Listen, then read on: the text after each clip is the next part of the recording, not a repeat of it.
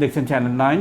প্রণব সাহা অপু আপনাদেরকে আমন্ত্রণ জানাচ্ছি। প্রতি সন্ধ্যায় আয়োজন নিয়ে আমরা হাজির হই এবং বাজেট অধিবেশন চলছে এবং আপনারা জানেন যে মাননীয় অর্থমন্ত্রী সংসদে বাজেট পেশ করেছেন এবং আমরা জানি যে সুখী সমৃদ্ধ উন্নত এবং স্মার্ট বাংলাদেশ বিনির্মাণের অঙ্গীকার বাজেটের যে মূল বিষয়টি রাখা হয়েছে, সেখানে এই স্লোগানটিকে সামনে রেখে তিনি 2024-25 অর্থ বছরের প্রায় 8,00,000 কোটি টাকার কাছাকাছি বাজেট পেশ করেছেন।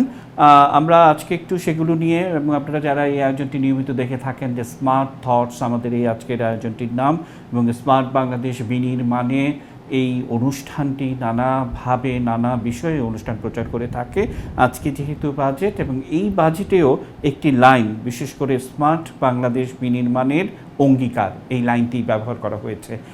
আমরা সেটির একটু বিশ্লেষণ করার চেষ্টা করব। আমরা শিরোনাম রেখেছি স্মার্ট বাংলাদেশ বিনির্মাণের অঙ্গীকার। আমরা আমন্ত্রণ জানিয়েছি সাবেক পররাষ্ট্রমন্ত্রী অধ্যাপক doctor A.K. Abdul Momen MP. Sir, আপনাকে স্বাগত জানাচ্ছি আমাদের আজকের আয়োজনে, এবং আরেকজন অতিথি বঙ্গবন্ধু গবেষক, অর্থনীতি, বিনিয়োগ এবং রাজনৈতিক বিশ্লেষক মোহাম্মদ হাফিজুর রহমানকে আমন্ত্রণ জানিয়েছি। মোমেন স্যার, আপনাকে দিয়ে শুরু করব যে সরকারের অগ্রাধিকার স্মার্ট বাংলাদেশ বিনির্মাণের, এবং এই স্মার্ট বাংলাদেশ বিনির্মাণের বিষয়টি এবারই আমরা দেখলাম যে বাজেটের একেবারে প্রস্তাবনার মূল শিরোনামের মধ্যে এসছে, এবং এটির জন্য বিশেষ বরাদ্দ এবং তরুণ প্রজন্মকে এগিয়ে নেওয়ার নানা মাত্রিক কর্মসূচি সেটির মধ্যে রয়েছে। আপনি জানেন যে আমাদের ডেমোগ্রাফিক ডিভিডেন্ড চলছে, এবং সক্ষম মানুষের সংখ্যা, তরুণদের সংখ্যা এগিয়ে নিতে আমাদের এর আগের অর্থমন্ত্রী কিংবা তারও আগের অর্থমন্ত্রী আবুল মাল আব্দুল মুহিত স্যারের কথা আমি প্রায়শই স্মরণ করি এবং বাজেট এলেই স্মরণ করি। সেই ধারাবাহিকতায় তারা বলতেন, বিশেষ করে মুহিত স্যার বলতেন যে তরুণদেরকে এগিয়ে নিতে হবে, তারাই এই দেশকে এগিয়ে নিবে। সব কিছু মিলে মোমেন স্যার কি যুক্ত করবেন? না, এবারের তো বেশ প্রতিকূল পরিবেশে আপনার বাজেটটা দেয়া হচ্ছে। আমাদের বিভিন্ন রকম বড় বড় সমস্যা, আমার দেশে ব্যাংকের প্রতি আস্থার কিছুটা ঘাটতি আছে। আমাদের আপনার মুদ্রাস্ফীতি অনেক অনেক বেড়েছে, এবং গত প্রায় 1 বছর ধরে আমরা এটাকে বাগে আনতে পারতেছি না। অন্যান্য দেশ যদি ওইটা বাগে এনে নিয়েছে। আমার আপনার আয়েরও ঘাটতি আছে, যে আমরা আয়ের হিসাব দিই সেই ওটা খুব বাড়ে না, যদিও আপনার অঙ্কের নিয়মে দেখা যাচ্ছে বাড়ছে, কিন্তু ইনফ্লেশন যদি আমি ধরি তাহলে সেই মতো আমার এনবিআর সে আয়টা দিচ্ছে বা দিতে পারতেছে না। তো বিভিন্ন রকম, তারপরে আমার অনেক প্রত্যাশা, আমার ইয়াং জেনারেশনকে কর্মসংস্থান করতে হবে। আমার প্রতি বছর প্রায় 20 লক্ষ নতুন আপনার কর্মের জন্য মাঠে আসে, আর আমরা বিদেশে পাঠাই। সম্প্রতিকালে ওইগুলো আস্তে আস্তে দরজা কমে যাচ্ছে। সুতরাং এটা বড় রকমের বিভিন্ন রকম চ্যালেঞ্জের মধ্যে আমাদের মাননীয় অর্থমন্ত্রী এই বাজেটটা দিচ্ছেন, এবং তাও দিচ্ছেন যে 4.5% বড় বাজেট, আগের থেকে 4.5। অন্যান্য সময় আমাদের 12 থেকে 15% বড় হতো। এইভাবে এই বাস্তবতার নিরিখে উনি একটি মোট বাস্তব ধর্মী একটা বাজেট দিয়েছেন, এবং সংসদীয় বাজেটে হয়তো আরো কমবে, কারণ গত কয়েক বছর আমরা দেখেছি যে আমাদের অর্জনটা 80-85 এরকমের মধ্যে রয়ে গেছে। এইসব বাস্তবতা নিয়েই এই বাজেটটা হচ্ছে। তবে সেইখানে জোর দিয়েছেন সামাজিক খাতে। দিস ইজ গুড, কারণ অনেক লোক বড় কষ্টে আছে, দরিদ্র। তবে এই সামাজিক খাত বলেন যে কোনো, কিংবা উন্নয়নের খাত বলেন, এইগুলোতে স্মার্ট বাংলাদেশের জন্য আমাদের গুণগত পরিবর্তন দরকার। আমার যে মাননীয় প্রধানমন্ত্রী অনেক টাকা দেন এক একটা প্রজেক্টের জন্য, ওই টাকাটা ঠিক মতো ব্যবহৃত হচ্ছে কিনা তার জন্য বিশেষ উদ্যোগ বোধহয় নেওয়া দরকার, এবং শক্ত অবস্থান নেওয়া দরকার। আর আমি মনে করি যে এনবিআর যে রাজস্ব আদায় করে তার একটি আমূল পরিবর্তন। আমি একটা প্রস্তাব করেছিলাম যে আমাদের দেশে জিডিপির অনুপাতে আমার রাজস্ব এটা খুব কম, 8.8 আমার প্রতিবেশী দেশগুলো সবগুলোতে আপনার আমাদের থেকে অনেক বেশি।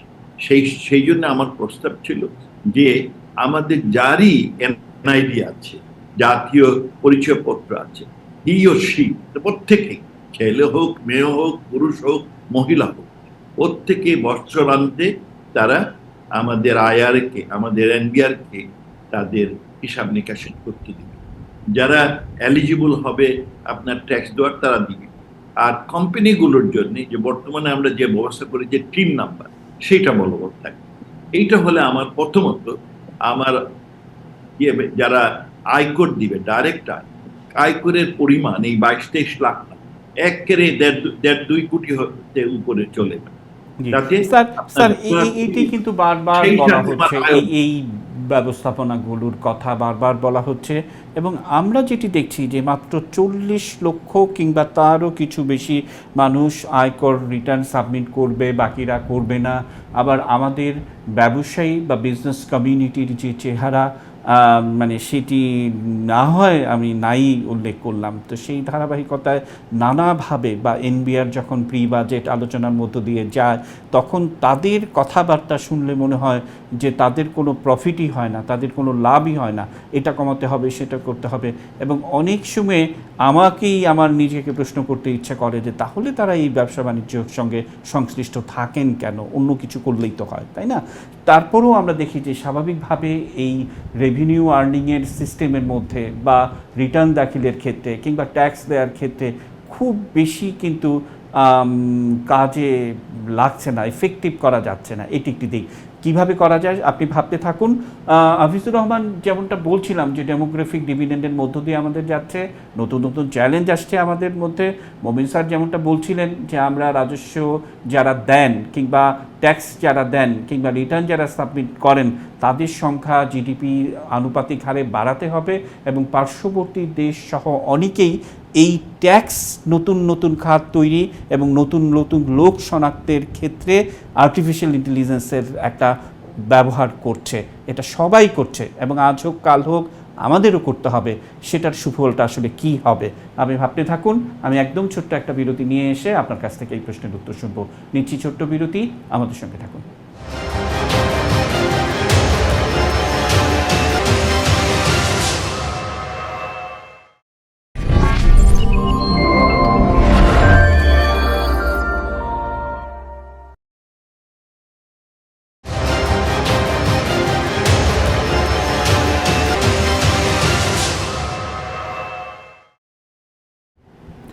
দেখছেন চ্যানেল 9। বিরতির পর আবারও আপনাদেরকে আমন্ত্রণ জানাচ্ছি।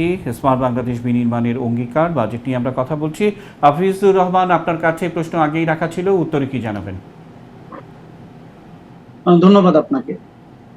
দেখেন, এখন বাজেটের যে আকার, যেমনটা স্যার বললেন, আমরা সবাই জানি যে 8 লাখ কোটি টাকার মতো, এবং এটি আরো বাড়ানোর সুযোগ ছিল, কিন্তু অর্থমন্ত্রী যেটি বলেছেন যে তিনি টোটাল জিনিসটাকে খুব রিয়েলিস্টিক জায়গা থেকে দেখতে চাচ্ছেন, এবং যেভাবে একটা আমি যেটা বলেছেন অর্থমন্ত্রী, যে এবারে বাজেট সাধারণ মানুষের জীবনযাত্রাকে সহজ করবে।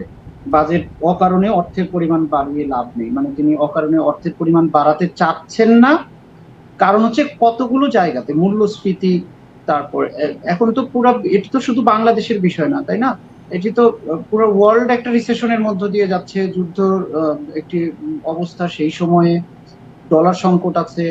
তো সেই জায়গা থেকে আবার আমরা যেহেতু স্মার্ট বাংলাদেশের লক্ষ্য পূরণে এই বাজেট একটি গুরুত্বপূর্ণ ভূমিকা রাখবে বলে আমরা সবাই প্রত্যাশা করছি, সেখান থেকে কিন্তু আপনি আয় বাড়ানোর যে জায়গাটির কথা বললেন, অবশ্যই বাজেটে রাজস্ব বৃদ্ধির একটি প্রক্রিয়া ক্রমান্বয়ে হয়তো আরো বাড়ানো উচিত, যেমনটি স্যার বলছিলেন। কিন্তু আমাদের জন্য খুব গুরুত্বপূর্ণ ভাবে দেখা দরকার যে এবারের বাজেটের পরিকল্পনাটি কি হচ্ছে। আমরা কতগুলো পরিকল্পনা কিন্তু এখানে দেখছি, যেমন সবার জন্য খাদ্য, মূল্যস্ফীতি কমানো, তারপরে পণ্য সরবরাহ ব্যবস্থার উন্নয়ন, প্রবৃদ্ধি অর্জন, সামাজিক নিরাপত্তাটাকে কিন্তু বাদ দেওয়া হয়নি, কারণ সোশ্যাল সেফটি নেটওয়ার্ক এই গভর্নমেন্টের একটা ম্যান্ডেট, খুব গুরুত্বপূর্ণ ম্যান্ডেট, এবং যেটি বঙ্গবন্ধু কন্যা সোশ্যাল সেফটি নেটওয়ার্কে আমরা জানি যে এসডিজি বা এমডিজি অর্জনের ক্ষেত্রেও আমাদের কিন্তু খুব বড় একটি ভূমিকা রাখছে, সেখানেও সেটি রেখেছেন। প্রত্যেক গ্রামকে আধুনিকায়ন করার কথা বলা হয়েছে, এটি আমার কাছে খুব তাৎপর্যপূর্ণ মনে হয়েছে। এবং ডিজিটাল স্বাস্থ্য এবং শিক্ষা ব্যবস্থা নিশ্চিতকরণ, সবার জন্য স্বাস্থ্য, সবার জন্য খাদ্য এবং সবার জন্য চিকিৎসা, এই যে দুইটা ডাইমেনশনে গভর্নমেন্ট ক্রমান্বয়ে এগিয়ে যাচ্ছে, এবং একই সাথে ডিজিটাল বাংলাদেশ, সব মিলিয়ে আমি তো মনে করি যে এটি একটি দুর্দান্ত বাজেট হতে যাচ্ছে এবং সেই জায়গা থেকে এটি আসলে কিছু কিছু জায়গাতে ঘুরে দাঁড়ানোর বিষয়, বিশেষ করে মূল্যস্ফীতির ক্ষেত্রে অবশ্যই অবশ্যই এই বাজেট খুব গুরুত্বপূর্ণ ভূমিকা রাখবে বলে মনে করি।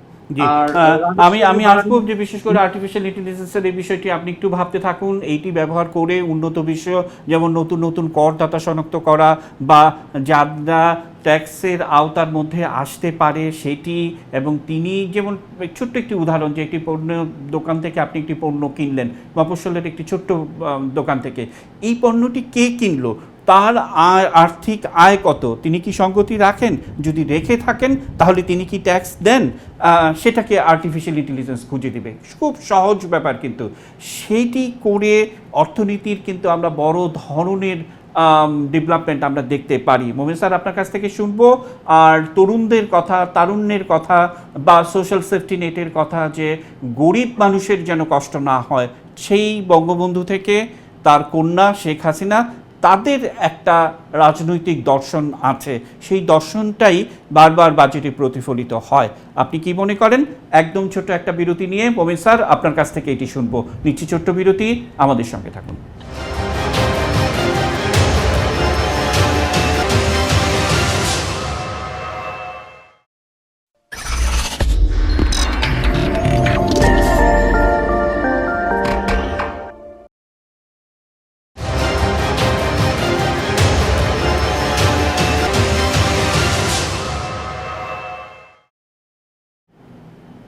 দেখছেন চ্যানেল 9। প্রণব সাহা অপু, আবারও আমন্ত্রণ জানাচ্ছি স্মার্ট বাংলাদেশ বিনির্মাণের অঙ্গীকার। মোমেন স্যার, আপনার কাছে প্রশ্ন রাখা ছিল, উত্তরে কি বলবেন? আপনি তরুণ সমাজকে কিভাবে সম্পৃক্ত করবেন তার জন্য কথা বলেছেন। সেই কারণে আমাদের একটি ভেঞ্চার ক্যাপিটাল আপনার ফান্ড তৈরি করার প্রয়োজন, যাতে আমাদের তরুণ সমাজে যে ইনোভেটিভ আইডিয়াস আছে সেইগুলোতে যাতে তারা সেইগুলো চরিতার্থ করে। দুনিয়ার বাইরে সেই ভেঞ্চার ক্যাপিটালিস্ট একটা মার্কেট থাকে। আমাদের এখানে তরুণরা অনেক আপনার ডিজিটাল বাংলাদেশ অনেক নতুন নতুন উদ্ভাবন, সেই মতো সুযোগ সুবিধা পায়। এইটা আমাদের চিন্তায় রাখতে হবে। আর আমি যেটা মূলত বলেছিলাম যে বাজেটে খুব প্রতিকূল পরিবেশে বাজেটটা তৈরি হচ্ছে, তবে সুখের বিষয় যে এর মধ্যেও আমরা আশার বাণী শুনতেছি। এই আশার বাণীর জন্য আমি যেটা মনে করি যে আমাদের শক্ত অবস্থান, কোথাও বাজেটের যাতে ব্যত্যয় না ঘটে, আমার যেটা টাকা পয়সার তছরূপ না হয়, দুর্নীতি না হয়, তার উপর আমার একটা বড় আপনার কি বলবে এই অঙ্গীকার থাকা উচিত যে আমার টাকা যারা বাজেটে দেব সেটার কিভাবে আপনার কি বলে সুষ্ঠুভাবে সেটা পরিচালনা, এর উপর একটা নজরদারি বাড়ানো দরকার। কারণ আমরা মাননীয় প্রধানমন্ত্রী শেখ হাসিনা অনেক অনেক টাকা দিয়েছেন গত কয়েক বছর, কিন্তু অনেক ক্ষেত্রে এর যথেষ্ট ব্যত্যয় হয়েছে। এই ব্যাপারে শক্ত অবস্থান, কারণ আমার টাকা পয়সার অভাব। তাছাড়া আমার দুশ্চিন্তা হলো যে আমি প্রায় 1,37,000 কোটি টাকা ব্যাংকিং থেকে অর্জন নেব। ইতিমধ্যেই তো আমি অনেক অর্জন নিয়েছি, তাতে আমার ইনফ্লেশন বাড়ার সম্ভাবনা আছে, যেটা আমার লক্ষ্য হচ্ছে আমি ইনফ্লেশন কমাবো। সেই সব বিবেচনা করে আমার মনে হয় যে আমার জোর দিতে হবে রাজস্ব সংগ্রহে, এবং রাজস্ব সংগ্রহের জন্য যে জোর, সেই জন্য আমি একটা প্রস্তাব দিয়েছি এবং আমার মনে হয় সেইগুলো আমরা ধীরে ধীরে ডিজিটাল বাংলাদেশে সেইগুলো আপনার ইমপ্লিমেন্ট করা সহজ সম্ভব। ইটস নো লঙ্গার ইম্পসিবল, কারণ সবার এনআইডি আমাদের কাছে আছে। We should be able to, we should think in a different way, dynamic ওয়েতে আমরা চিন্তা ভাবনা করলে আমার মনে হয় বাজেট খুব বড়। 8 লক্ষ টাকার বাজেট, 8 লক্ষ কোটি টাকার budget, it could be much larger then that. হ্যাঁ, সুতরাং আমার মনে হচ্ছে যে আমাদের টাকাগুলো যেগুলো আমরা তার বাস্তবায়নের উপর কোন জোর দিতে হবে। আর দ্বিতীয়ত এই উৎকর্ষ সাধন, গুণগত উৎকর্ষ সাধনের জন্য প্রচেষ্টা চালানো। জি তা স্যার, যদি আমি একটু আমাদের ওই যে, বিদেশি মোহাম্মদ পড়ে আছে আজিজুর সেই রহমানের কাছ ব্যাপারটা থেকে একটু শুনে আসতে চাইবো। আজিজুর রহমান, একটা বিষয় আপনার কাছ থেকে শুনবো যে এক তো আছে যে বাস্তবায়নের কথাটি বারবার স্যাররা বলছেন, সবাই বলছেন, অর্থনীতিবিদরা বলছেন, বিনিয়োগ বিশ্লেষকরা বলছেন, কিন্তু পাশাপাশি আমাদের সক্ষমতা বাড়ানো, অর্থাৎ বাজেট, আমরা জানি যে গেল বছর এইডিবির অনেক টাকা ফেরত যায়, কাটছাট করতে হয়, আবার বৈদেশিক সাহায্য থাকে সেগুলো ফেরত যায়, মানে এই যে বছরের পর বছর, যদিও এই সরকারের সময়টিতে সেগুলো অনেক কমেছে, আরও কমানো দরকার যাতে আমরা প্রফেশনালি এই বিষয়গুলি হ্যান্ডেল করতে পারি। এটি একটি দিক। আর আগের একটি প্রশ্ন আপনার কাছে, যে আর্টিফিশিয়াল ইন্টেলিজেন্স ব্যবহার করে অনেকেই খুব ভালো ফল পাচ্ছে, বিশেষ করে রাজস্ব আদায়ে, সেটা আমরা ব্যবহার করতে পারি কিনা, আফিস কি যুক্ত করবেন? এবারে যতটুকু বুঝছি যে করের আওতা বাড়বে বিভিন্ন ভাবে, তো যে সংবাদগুলো আসছে সেখানেও কিন্তু বলা হচ্ছে যে বিভিন্ন ক্ষেত্রে করের আওতা বাড়বে, এবং এটি তো যেটি আপনিও বললেন যে আপনার তো একটা লক্ষ্য আছে, সুনির্দিষ্ট জায়গায় আপনি যেতে চান, আপনি বাংলাদেশকে যেই জায়গাতে নিতে চান সেই জায়গাতে নিতে গেলে আপনার বাজেটে কিন্তু অনেকগুলো বরাদ্দ থাকাটাও জরুরি। সেই জায়গাগুলো বরাদ্দ থাকছে। এখন সেই ক্ষেত্রে তো আপনার অর্থও লাগবে। আপনি সোশ্যাল সেফটি নেটওয়ার্ক মেনটেন করতে গেলেও আপনার অর্থ লাগছে।